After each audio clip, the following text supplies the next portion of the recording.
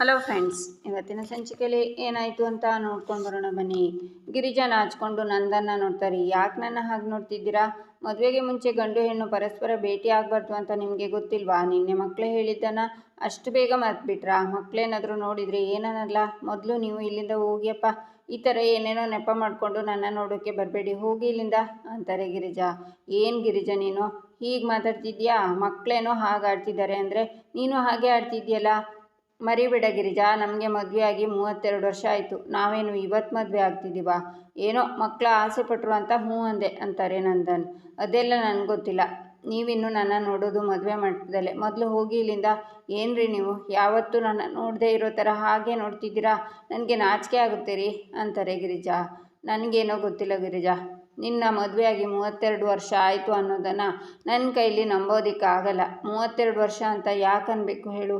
ಹೆಂಡತಿ ಏನಾದರೂ ಗಂಡಂಗೆ ಕಿರಿಕಿರಿ ಮಾಡಿದರೆ, ಮನಸ್ತಾಪ ಇದ್ದರೆ ಇವಳ ಜೊತೆ ನಾನು 32 ವರ್ಷ ಸಂಸಾರ ಮಾಡಿದ್ನಾ ಅನ್ನಿಸ್ಬೇಕು. ನನಗೆ ಹಾಗೆ ಅನ್ನಿಸ್ತಿಲ್ವೇ? ನನಗಿನ್ನು 32 ದಿನ ಅನ್ನಿಸ್ತಿದ್ಯಪ್ಪ ಅಂತ ನಂದನ್ ನಗ್ತಾರೆ. ನನಗೂ ಅಷ್ಟೇ ರೀ. ಈಗ ಕಣ್ಣು ಮುಚ್ಕೊಂಡು ನೆನ್ಪು ಮಾಡಿಕೊಂಡು ನೀವು ನನಗೆ ತಾಳಿ ಕಟ್ಟಿದ್ದು ಹಾಗೆ ನನಗೆ ಕಣ್ಣು ಮುಂದೆ ಬರುತ್ತೆ. ಅಷ್ಟು ಹಸಿರಾಗಿದೆ ಆ ಕ್ಷಣ ಅಂತಾರೆ ಗಿರಿಜಾ, ನೀನು ಮದುವೆ ಆಗೋಕ್ಕೂ ಮುಂಚೆ ನನ್ನ ಜೀವನ ಕಲ್ಲು ಮುಳ್ಳಿನ ದಾರಿಯಾಗಿತ್ತು. ನೀನು ನನ್ನ ಜೀವನಕ್ಕೆ ಇಟ್ಟಿದ್ದು ನನ್ನ ಜೀವನದಲ್ಲಿ ಪೂರ್ತಿ ಹೂವಿನ ಹಾಸಿಗೆ ಆಗಿದೆ. ಅದೇನೋ ಗೊತ್ತಿಲ್ಲ ಗಿರಿಜಾ, ನಿನ್ನ ನೋಡ್ತಿದ್ರೆ ನನ್ನ ಮನಸ್ಸಲ್ಲಿ ಹೊಸದಾಗಿ ಪ್ರೀತಿ ಹುಡ್ತಾ ಇದೆ. ನಿನ್ನ ನೋಡ್ತಾ ಇದ್ದರೆ ಮತ್ತೊಂದು ಸಲ ನಿನಗೆ ತಾಳಿ ಕಟ್ಟಿ ಹೊಸದಾಗಿ ಜೀವನ ಶುರು ಮಾಡಬೇಕು ಅನ್ನಿಸ್ತಿದೆ. ಹೇಗಿದ್ರು ಮಕ್ಕಳು ಮತ್ತೊಂದು ಸಲ ತಾಳಿ ಕಟ್ಟೋಕ್ಕೆ ಅವಕಾಶ ಮಾಡಿಕೊಟ್ಟಿದ್ದಾರೆ. ಹೊಸದಾಗಿ ಜೀವನ ಶುರು ಮಾಡೋದು ಒಂದೇ ಬಾಕಿ. ಏನಂತೀಯಾ ಅಂತಾರೆ ನಂದನ್. ಹೋಗ್ರಿ ನೀವು ಅಂತ ಗಿರಿಜಾ ನಂದನ್ನ ತಪ್ಕೋತಾರೆ. ಈಚೆ ಮೀನಾ ಕಿಚನ್ನಲ್ಲಿ ಸಾಂಗ್ ಆಡ್ತಾ ಇರುವಾಗ ಕೇಶವ ಹಿಂದಿನಿಂದ ಬಂದು ಅವಳನ್ನು ತಪ್ಕೊಂಡು, ಏನಮ್ಮ ಮೀನಮ್ಮ ಖುಷಿಯಾಗಿದೆಯಾ ಅಂತಾನೆ. ಕೇಶವ, ಬಿಡೋ ಅಂತಾಳೆ ಮೀನಾ. ಏನದು ಹಾಡು, ಏನದು ಕತೆ? ಈ ಕೇಶವ ನೆನಪಾಗ್ತಿದ್ದಾನಾ ಅಂತಾನೆ ಕೇಶವ. ಇವತ್ತೇನೋ ಸಾಧನೆ ಮಾಡೋಕ್ಕೆ ಹೊರಟಿದ್ದೀನಿ ಅಂತಾಳೆ ಮೀನಾ. ಏನು ಸಾಧನೆ ಅಂತಾನೆ ಕೇಶವ. ಏನಿಲ್ಲ ಕೇಶವ, ಅಮ್ಮಗೆ ಸೀರೆ ಉಟ್ಕೊಳ್ಳೋಕ್ಕೆ ಬರಲ್ಲ. ಇಲ್ಲಿವರೆಗೂ ಸೀರೆ ಉಡಿಸ್ತಾ ಇರೋದೇ ನಾನು. ಪಾಪ ನಿನ್ನೆನೇ ಕೇಳ್ತಿದ್ಲು, ನಾಳೆ ಸೀರೆ ಉಡಿಸ್ಕೊಡಿ ಅಕ್ಕ ಅಂತ. ನಾನು ಎಸ್ ಅಂತ ಹೇಳಿದ್ದೆ. ಈಗ ಅಮ್ಮ ಸೀರೆ ಉಡ್ಸ್ಕೊಡಿ ಅಕ್ಕ ಅನ್ನೋದಕ್ಕೆ ಫೋನ್ ಮೇಲೆ ಫೋನ್ ಮಾಡ್ತಾ ಇದ್ದಾಳೆ. ನಾನೇ ಅವಳು ಫೋನ್ನ ಪಿಕ್ ಮಾಡ್ತಿಲ್ಲ ಕಣೋ ಅಂತಾಳೆ ಮೀನಾ. ಏಯ್ ಮೀನಾ, ಇದ್ಯಾವ ಸೀಮೆ ಸಾಧನೆನೇ? ಅಮೂಲ್ಯಂಗೆ ಸೀರೆ ಉಟ್ಕೊಳ್ಳೋಕ್ಕೆ ಬರಲ್ಲ, ನಾನೇ ಉಡಿಸ್ಬೇಕು, ಆದರೆ ಅವಳು ಕಾಲ್ ಪಿಕ್ ಮಾಡ್ತಿಲ್ಲ ಅಂತೀಯ. ಏನು ನಡೀತಿದೆ ನಿನ್ನ ತಲೆಯಲ್ಲಿ ಅಂತಾನೆ ಕೇಶವ. ಇದೇ ಕಣೋ ಕೇಶವ, ಹುಡುಗರಿಗೂ ಇರೋ ವ್ಯತ್ಯಾಸ. ನೀವು ನಮ್ಮ ಥರ ಯೋಚನೆ ಮಾಡಲ್ಲ ಅಂತಾಳೆ ಮೀನಾ. ಅದೇನು ಅಂತ ಹೇಳು ಅಂತಾನೆ ಕೇಶವ. ಅಮ್ಮಗೆ ನಾನು ಹೋಗಿ ಸೀರೆ ಉಡಿಸಿದ್ರೆ ಸೀರೆ ಉಟ್ಕೊಂಡು ಆಚೆ ಬರ್ತಾಳೆ. ಇದರಿಂದ ಅಮ್ಮಂಗೂ ವಲ್ಲಭಂಗೂ ಏನು ಯೂಸು ಅಂತಾಳೆ ಮೀನಾ. ನೋಡು ಮೀನಾ, ಸಂಬಂಧ ಇಲ್ಲದೆ ಇರೋ ಈ ವಿಷಯದಲ್ಲಿ ವಲ್ಲಭನ ಯಾಕೆ ಎಂಟ್ರಿ ಮಾಡ್ತಿದ್ಯಾ? ನೋಡು, ನನಗಿದೆಲ್ಲ ಇಷ್ಟ ಆಗಲ್ಲ. ಅಲ್ಲಿ ಮುಹೂರ್ತಕ್ಕೆ ಲೇಟ್ ಆಗ್ತಿದೆ. ಮನೆ ಹಿರಿಯರಾದ ನಾವೇ ಈ ಥರ ಕಿತ್ತಾಡ್ಕೊಂಡು ನಿಂತ್ಕೊಂಡ್ರೆ ಮುಂದೆ ನಿಂತ್ಕೊಂಡು ಮದುವೆ ಮಾಡೋರು ಯಾರು ಅಂತಾನೆ ಕೇಶವ, ನೀನು ಹೊರಗಡೆ ಇಟ್ಟಿರೋ ಮುಹೂರ್ತದ ಬಗ್ಗೆ ಮಾತಾಡ್ತಿದ್ಯಾ, ಆದರೆ ನಾನು ಒಳಗಡೆನೆ ಮುಹೂರ್ತ ಇಟ್ಟಿದ್ದೀನಿ ಅಂತಾಳೆ ಮೀನಾ. ಹಂಗಂದ್ರೇನೆ ಅಂತಾನೆ ಕೇಶವ. ಅವರು ಮದುವೆ ಆಗಿದ್ದಾರೆ ಅಷ್ಟೇ, ಆದರೆ ಯಾವಾಗಲೂ ಕಚ್ಚಾಡ್ತಾನೆ ಇರ್ತಾರೆ. ಅವ್ರು ಯಾವಾಗಲೂ ಕಚ್ಕೊಂಡಿರೋ ಥರ ಒಂದು ಐಡಿಯಾ ಮಾಡಿದ್ದೀನಿ ಅಂತಾಳೆ ಮೀನಾ. ಹೋ, ಪ್ರೇಮ ಪೂಜಾರಿಯಾಗಿ ಮುಹೂರ್ತ ಇಟ್ಟಿದ್ಯಾ ಅನ್ನು? ನಾನು ಈ ಆ್ಯಂಗಲಲ್ಲಿ ಯೋಚನೆ ಮಾಡಿರಲಿಲ್ಲ. ಅದಕ್ಕೆ ಹೇಳೋದು ಹುಡುಗರಿಗೂ ಹುಡುಗಿಯರಿಗೂ ಡಿಫರೆನ್ಸ್ ಇದೆ ಅಂತ. ಏನು ಐಡಿಯಾ ಮಾಡಿದ್ಯಾ ಅಂತಾನೆ ಕೇಶವ. ನಾನೀಗ ಅಮೂಲ್ಯನ ಕಾಲ್ನ ಪಿಕ್ ಮಾಡಿಲ್ಲ ಅಲ್ವಾ, ಅವಳು ಹೇಗಪ್ಪ ಸೀರೆ ಉಟ್ಕೊಳ್ಳೋದು ಅಂತ ಯೋಚನೆ ಮಾಡ್ತಿರ್ತಾಳೆ. ಅದೇ ಟೈಮ್ಗೆ ವಲ್ಲಭ ರೂಮ್ ಒಳಗೆ ಹೋಗ್ತಾನಾ. ಅಮೂಲ್ಯ ಸೀರೆ ಉಟ್ಕೊಂಡಿಲ್ಲ ಅಂತ ವಲ್ಲಭಂಗೆ ಟೆನ್ಷನ್ ಆಗುತ್ತೆ. ಆಗ ಅವನಿಗೆ ಒಂದು ಐಡಿಯಾ ಬರುತ್ತೆ. ಆಮೇಲೆ ಅಂತಾಳೆ ಮೀನಾ. ಆಮೇಲೆ ಏನಾಗುತ್ತೆ? ಆಮೇಲೆ ಲೈಟ್ಸ್ ಕ್ಯಾಮರಾ ಆ್ಯಕ್ಷನ್ ಅಂತಾಳೆ ಮೀನಾ. ಈಚೆ ವಲ್ಲಭ ಸೀರೆ ನೆರಿಗೆ ಮಾಡಿ ಅವಳು ಸೊಂಟಕ್ಕೆ ಸಿಗಿಸ್ತಾನೆ. ನಂತರ ನೆರಿಗೆನೆಲ್ಲ ಸರಿ ಮಾಡಿ ಅವಳ ಕೈನೆಲ್ಲ ಸವರಿ ಅವಳನ್ನು ಗಟ್ಟಿಯಾಗಿ ತಪ್ಕೋತಾನೆ. ಅದನ್ನು ಯೋಚನೆ ಮಾಡಿ ಮೀನಾ, ಹೇಗಿದೆ ನನ್ನ ಮಾಸ್ಟರ್ ಪ್ಲ್ಯಾನ್ ಅಂತಾಳೆ. ಅದ್ಭುತ. ಇದೇ ಥರ ನೀನು ಯೋಚನೆ ಮಾಡ್ತಿದ್ರೆ ಒಂದಲ್ಲ ಒಂದಿನ ನೀನು ಈ ದೇಶದ ಪ್ರಧಾನಿನೋ ರಾಷ್ಟ್ರಪತಿಯೋ ಆಗ್ತೀಯಾ ಅಂತ ಅವಳಿಗೆ ಕಿಸ್ ಕೊಡ್ತಾನೆ ಕೇಶವ. ಏನು ನೀನು ಎಲ್ಲಿ ಏನು ಮಾಡಬೇಕು ಅಂತ ಗೊತ್ತಾಗಲ್ವಾ? ಚೂರು ಮಡಿ ಮೈಲಿಗೆ ಇಲ್ವಾ? ಏನೋ ಕೊಡೋದು ಕೊಟ್ಟಿದ್ಯಾ, ಇನ್ನೊಂದು ಕೊಟ್ಬಿಡು ಅಂತಾಳೆ ಮೀನಾ. ಕೇಶವ ಮತ್ತೆ ಮುತ್ತು ಕೊಡ್ತಾನೆ. ಕೇಶವ, ನೋಡ್ತಾ ಇರು, ಅಮ್ಮ ಸೀರೆ ಉಟ್ಕೊಂಡು ನೀಟಾಗಿ ಈಗ ಆಚೆ ಬರ್ತಾಳೆ ಅಂತಾಳೆ ಮೀನಾ. ಆಗ ಅಮೂಲ್ಯ ರೂಮಿಂದ ಹೊರಗಡೆ ಬರ್ತಾಳೆ. ಇವಳೀಗ ನಿಜವಾಗಿ ಸೀರೆ ಉಡ್ಸಿರೋದು ನಮ್ಮ ವಲ್ಲಭನೇನಾ ಅಂತಾನೆ ಕೇಶವ. ಈಗ ಹಾಗೆ ರೂಮ್ ಕಡೆ ನೋಡ್ತಾ ಇರು. ವಲ್ಲಭ ಏನೋ ಸಾಧನೆ ಮಾಡಿರೋ ಥರ ಆಡ್ತಾ ಬರ್ತಾನೆ. 1 2 3 ಅಂತಾಳೆ ಮೀನಾ. ಆಗ ವಲ್ಲಭ ಬಂದು ಅಮೂಲ್ಯನ ಹತ್ರ ಹೇಗೆ ಅಂತ ಕಣ್ಣಲ್ಲೇ ಸನ್ನೆ ಮಾಡಿ ಸೊಂಟದ ಮೇಲೆ ಕೈ ಇಟ್ಕೋತಾನೆ. ಆಗ ಮೀನಕೇಶವ ಬಾರೋ ಅವರು ಇಬ್ಬರನ್ನ ಚೆನ್ನಾಗಿ ರೇಗಿಸೋಣ ಅಂತಾಳೆ. ಅಲ್ಲಿ ಮುಹೂರ್ತಕ್ಕೆ ಲೇಟ್ ಆದರೂ ಪರವಾಗಿಲ್ಲ, ಈ ಚಾನ್ಸ್ ಮಿಸ್ ಮಾಡ್ಕೊಳಕ್ಕಾಗತ್ತಾ, ಬೇಗ ಬಾ ಹೋಗೋಣ ಅಂತ ಇಬ್ಬರು ಬರ್ತಾರೆ. ಮೀನಾ ಅಮೂಲ್ಯನ ಹತ್ರ, ಓಹೋ ಮೇಡಮ್ ಅವರೇ, ಸೀರೆ ಉಟ್ಕೊಂಡು ಬಿಟ್ಟಿದ್ದೀರಾ, ಯಾರೋ ಹೇಳ್ತಿದ್ರು ನನಗೆ ಸೀರೆ ಉಟ್ಕೊಳ್ಳೋಕೆ ಬರಲ್ಲ ಅಂತ, ಇವಾಗ ಹೇಗೆ ಬಂತು ಅಂತಾಳೆ ಮೀನಾ. ಅಕ್ಕ ಅದು ಅಂತಾಳೆ ಅಮೂಲ್ಯ. ಇರಲಿ ವಿಷಯ ಏನು ಅಂತ ನನಗೂ ಚೆನ್ನಾಗಿ ಗೊತ್ತು, ಯಾರೋ ಹೇಳ್ತಿದ್ರು ನಥಿಂಗ್ ಅಂತ, ಆದರೆ ಕ್ಲಿಯರಾಗಿ ಗೊತ್ತಾಗ್ತಿದೆ ಸಮಥಿಂಗ್ ಅಂತ ಅಂತಾಳೆ ಮೀನಾ. ಅತಿಗೆ ನೀವೇನು ಹೇಳ್ತಿದ್ದೀರಾ, ಅದೇನು ಸಮಥಿಂಗ್ ಅಂತಾನೆ ವಲ್ಲಭ ಮೀನಾ ನಡೆದಿರೋದನ್ನೇ ಹೇಳ್ತಿದ್ದಾಳೆ ಕಣೋ. ನೀನು ಯಾವಾಗಲೂ ಹೇಳ್ತಿದ್ಯಲ್ಲ ನೀನು ಸಕಲ ಕಲಾ ವಲ್ಲಭ ಅಂತ, ನೀನು ನಿಜವಾಗ್ಲೂ ಸಕಲ ಕಲಾ ವಲ್ಲಭ ಕಣೋ. ನಿನ್ನನ್ನು ನನ್ನ ತಮ್ಮ ಅನ್ನೋಕ್ಕೆ ನನಗೆ ನಿಜವಾಗ್ಲೂ ಹೆಮ್ಮೆ ಆಗ್ತಿದೆ ಕಣೋ. I am proud of you. ನೀನು ಅಮೂಲ್ಯ ಇದೇ ಥರ ಸೂಪರ್ ಆಗಿದ್ರೆ ಮಾಧವಣ್ಣ ಪ್ರಿಯ ಅತ್ತಿಗೆಗಿಂತ ನನ್ನ ಮೀನಾಗೂ ಮುಂಚೆ ಈ ಮನೆಯಲ್ಲಿ ತೊಟ್ಟಿಲ್ ಶಾಸ್ತ್ರ ನಿಮ್ಮದೇ ಆಗಿರುತ್ತೆ ಅಂತಾನೆ ಕೇಶವ. ಅಣ್ಣ ತೊಟ್ಟಿಲ್ ಶಾಸ್ತ್ರನ ನಾನೇ ಇನ್ನೂ ಮಗುವಣ್ಣ ಅಂತಾನೆ ವಲ್ಲಭ. ಮಾಡೋದೆಲ್ಲ ಮಾಡಿ ಏನು ಗೊತ್ತಿಲ್ಲದೆ ಇರೋರ ಥರ ಹೇಗೆ ನಿಂತಿದೆ ನೋಡು ಅಂತಾನೆ ಕೇಶವ. ಅಣ್ಣ ನಾನೇನು ಮಾಡಿಲ್ಲ ಅಂತಾನೆ ವಲ್ಲಭ. ಕಳ್ಳ ಅಂತಾನೆ ಕೇಶವ. ಅತ್ತಿಗೆ ನೀವಿಬ್ರು ಏನು ಹೇಳ್ತಿದ್ದೀರಾ ಅಂತಾನೆ ವಲ್ಲಭ. ಸ್ವಲ್ಪ ಅರ್ಥ ಆಗೋ ಥರ ಹೇಳಿ ಅಂತಾಳೆ ಅಮೂಲ್ಯ. ವಲ್ಲಭ, ಇವತ್ತು ಅಮ್ಮಗೆ ಸೀರೆ ಉಡ್ಸಿರೋದು ನೀನೇ ಅಲ್ವಾ ಅಂತಾಳೆ ಮೀನಾ. ಇಲ್ಲಪ್ಪ ನಾನು ಉಡ್ಸಿಲ್ಲ ಅಂತಾನೆ ವಲ್ಲಭ. ಹಾಗಿದ್ರೆ ಸೀರೆ ತನ್ನಿಂದ ತಾನೇ ಸುತ್ಕೊಂತ ಅಂತಾನೆ ಕೇಶವ. ಅಮ್ಮು ನೀನು ವಲ್ಲಭನ ಹತ್ರ ಸೀರೆ ಉಡ್ಸ್ಕೊಂಡೆ ತಾನೆ ಕಳ್ಳಿ, ಇನ್ಮೇಲೆ ಅಕ್ಕ ನನಗೆ ಸಾರಿ ಉಡ್ಸಿ ಅಂತ ಕೇಳೋ ಹಾಗಿಲ್ಲ, ಯಾಕಂದರೆ ಪರ್ಸ್ನಲ್ ಸಾರಿ ಡ್ರಿಪ್ಪರ್ ಇದ್ದಾರಲ್ಲ ಅದೇ ಕಣೆ ನಿನ್ನ ಗಂಡ ಅಂತಾಳೆ ಮೀನಾ. ಅಕ್ಕ ಅಂತಾಳೆ ಅಮೂಲ್ಯ. ಹಲೋ, ನೀವು ಅಂದ್ಕೊಂಡಿರೋ ಹಾಗೇನೂ ಆಗಿಲ್ಲ, ನಿಮ್ಮ ಭ್ರಮಾಲೋಕದಿಂದ ಹೊರಗಡೆ ಬನ್ನಿ ಅಂತಾನೆ ವಲ್ಲಭ. ಕಳ್ಳ, ನಾವು ರೇಗಿಸ್ತೀವಿ ಅಂತ ಸುಳ್ಳು ಹೇಳ್ತಿದ್ಯಾ ಅಂತಾಳೆ ಮೀನಾ. ಅತ್ತಿಗೆ ನೀವು ಅಂದ್ಕೊಂಡಿರೋ ಇಮ್ಯಾಜಿನೇಷನ್ ಸ್ಕ್ರಿಪ್ಟು ಕಂಪ್ಲೀಟ್ಲಿ ರಾಂಗ್, ನಾನು ನಿಜ ಹೇಳ್ತೀನಿ, ಲೈಟ್ ಕ್ಯಾಮರಾ ಆ್ಯಕ್ಷನ್ ಅಂತಾನೆ ವಲ್ಲಭ. ಈಚೆ ವಲ್ಲಭ ಅಮೂಲ್ಯ ಹತ್ರ, ನಾನು ನಿನ್ನ ಸೀರೆನಾ ಅಂತ ಅಂದ ಕೂಡಲೇ ಅಮೂಲ್ಯ, ಸ್ಟಾಪ್ ಇಟ್, ಕೊನೆಗೂ ನೀನು ತೋರಿಸ್ಬಿಟ್ಟೆ ಅಲ್ಲ ನಿನ್ನ ಬುದ್ಧಿನ, ನೀನು ನನ್ನ ಗಂಡ, ನಾನು ನಿನ್ನ ಹೆಂಡತಿ ಇರ್ಬೋದು, ಆದರೆ ಸಮಾಜದ ದೃಷ್ಟಿಲಿ ಮಾತ್ರ ನಾವಿಬ್ಬರು ಗಂಡ ಹೆಂಡತಿ ಅಂತ ನೀನೇ ಹೇಳ್ತಿದ್ದಲ್ಲೋ.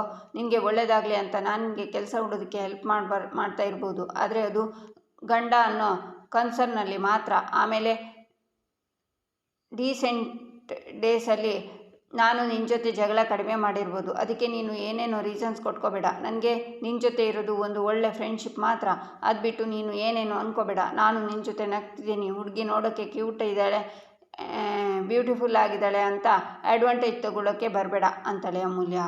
ಹೋಲ್ಡ್ ಎಲ್ಲ ಓಕೆ, ಆದರೆ ಲಾಸ್ಟಲ್ಲಿ ಕ್ಯೂಟ್ ಬ್ಯೂಟಿಫುಲ್ ಅಂತೆಲ್ಲ ಹೇಳ್ದಿಯಲ್ಲ, ದಯವಿಟ್ಟು ಮತ್ತೆ ಅದನ್ನೇ ಹೇಳೋಕ್ಕೆ ಹೋಗಬೇಡ. ಯಾರಾದರೂ ಹಾರ್ಟ್ ವೀಕ್ ಆದವರು ನೋಡ್ತಾ ಇದ್ದರೆ ಹಾಗೆ ಹೊಗೆ ಹಾಕ್ಸ್ಕೊಂಡು ಬಿಡ್ತಾರೆ. ಕನ್ನಡದಲ್ಲಿ ಒಂದು ಗಾದೆ ಇದೆ, ಆತುರಗಾರನಿಗೆ ಬುದ್ಧಿಮಟ್ಟ ಅಂತ. ಮೋಸ್ಟ್ಲಿ ನಿನ್ನ ನೋಡೇ ಬರೆದಿರಬೇಕು. ನಾನೇ ನಿನಗೆ ಸೀರೆ ಉಡಿಸ್ತೀನಿ ಅಂತ ಹೇಳಿದ್ನಾ ಅಂತಾನೆ ವಲ್ಲಭ. ಇಲ್ಲ ಅಂತಾಳೆ ಅಮೂಲ್ಯ. ನಾನು ಹೇಳಿದ್ದು ಸೀರೆ ಉಡೋದನ್ನು ಹೇಗೆ ಅಂತ ಹೇಳ್ಕೊಡ್ತೀನಿ ಅಂತ, ಅಂದರೆ ನಾನೊಂದು ಸೀರೆ ಹಿಡ್ಕೊಂಡು ಉಟ್ಕೊಳ್ಳೋದು ಹೇಗೆ ಅಂತ ತೋರಿಸ್ತೀನಿ, ಅದನ್ನು ನೋಡಿ ಕಲ್ತ್ಕೊ, ಆಮೇಲೆ ಉಟ್ಕೋ ಅಂತ ಹೇಳ್ತಾನೆ ವಲ್ಲಭ. ಅಷ್ಟೇನಾ, ನೀನು ಬಚಾವಾಗ್ಬಿಟ್ಟೆ, ಇಲ್ಲ ಅಂದಿದ್ರೆ ಕತೆನೇ ಬೇರೆ ಆಗ್ತಿತ್ತು ಅಂತಾಳೆ ಅಮೂಲ್ಯ. ಹಾಂ ಆಯಿತು, ಬೇಗ ಹೋಗಿ ಸೀರೆ ತಗೊಂಬ, ಮುಹೂರ್ತ ಹತ್ರ ಬರ್ತಿದೆ ಅಂತಾನೆ ವಲ್ಲಭ. ಒಂದು ಸೀರೆನ ಉಟ್ಕೋತಾ ಅಮೂಲ್ಯಗೆ ತೋರಿಸ್ತಾನೆ. ಅಮೂಲ್ಯನೂ ಅದೇ ಥರ ಸೀರೆನ ಉಟ್ಕೋತಾಳೆ. ನಂತರ ಮೀನಾ ಕೇಶವ ಹತ್ರ, ಇದು ನಡೆದಿದ್ದು ಅಂತಾನೆ ವಲ್ಲಭ. ನೀನು ನಂತರ ವಲ್ಲಭ ಅಂತಾನೆ ಕೇಶವ. ಇದು ಪ್ರಾಬ್ಲಮ್ ನೀವು ಅಂದ್ಕೊಂಡಿರೋ ಥರ ಏನೂ ನಡೆದೇ ಇಲ್ಲ, ಅದು ತಾನೇ, ಅಷ್ಟಕ್ಕೂ ರೊಮ್ಯಾನ್ಸ್ ನಡೆಯೋಕ್ಕೆ ನಾವಿಬ್ಬರು ಕೇಶವ ಮೀನಾ ಅಲ್ಲ, one and only Vallabha and Vakramurthy Amulya ಅಂತಾನೆ ವಲ್ಲಭ. ವಕ್ರಮೂರ್ತಿ ಅಂದ್ಯಾ, ಸರಿರಲ್ಲ ಕಣೋ ಅಂತ ಅಲ್ಲೇ ಜಗಳ ಮಾಡ್ಕೋತಾರೆ. ಕಮಾನ್ ಮೀನಾ ಇದ್ರ ಬಗ್ಗೆನ ನೀನು ಹೇಳಿದ್ದು, ಆಗಲೇ ನೀನು ಕೊಟ್ಟಿದ್ದ ಐಡಿಯಾಕ್ಕೆ ನೀನೇನೋ ಈ ದೇಶದ ಪ್ರಧಾನಿ ಆಗ್ತೀಯಾ, ರಾಷ್ಟ್ರಪತಿ ಆಗ್ತೀಯಾ ಅಂದ್ಕೊಂಡಿದ್ದೆ. ನೀನು ಇದೇ ಥರ ಐಡಿಯಾ ಕೊಡ್ತಿದ್ರೆ ಏರಿಯಾ ಇಲೆಕ್ಷನ್ನು ಗೆಲ್ಲಲ್ಲ. ಇದೇ ಐಡಿಯಾ ನಮಗೆ ವರ್ಕೌಟ್ ಆಗಿದ್ದರೆ ನಾವೇ ತೊಟ್ಟಿಲು ಶಾಸ್ತ್ರ ಮಾಡ್ಬೋದಾಗಿತ್ತಲ್ವೇ ದಡ್ಡಿ, ಅಲ್ಲಿ ಮುಹೂರ್ತಕ್ಕೆ ಲೇಟ್ ಆಗ್ತಿದೆ, ಬೇಗ ಬನ್ನಿ ಅಂತ ಕೇಶವ ಹೋಗ್ತಾನೆ. ಇಬ್ಬರಿಗೆ ಬೈಯೋಕೆ ಮಾತೇ ಇಲ್ಲ, ಛೇ ಅಂತ ಸಿಟ್ಟಿಂದ ಮೀನಾ ಹೋಗ್ತಾಳೆ. ಅಮೂಲ್ಯ ವಲ್ಲಭನ್ನೇ ನೋಡ್ತಾನೆ. ನಿನ್ನನ್ನೇ ಎತ್ಕೊಂಡು ಹೋಗ್ತೀನಿ ಅಂತ ಕನ್ಸು ಕಾಣ್ತಿದ್ಯಾ, ಸಿಲಿಂಡ್ರು ಉಳ್ಕೊಂಡು ಬಾ ಅಂತ ವಲ್ಲಭ ಹೋಗ್ತಾನೆ.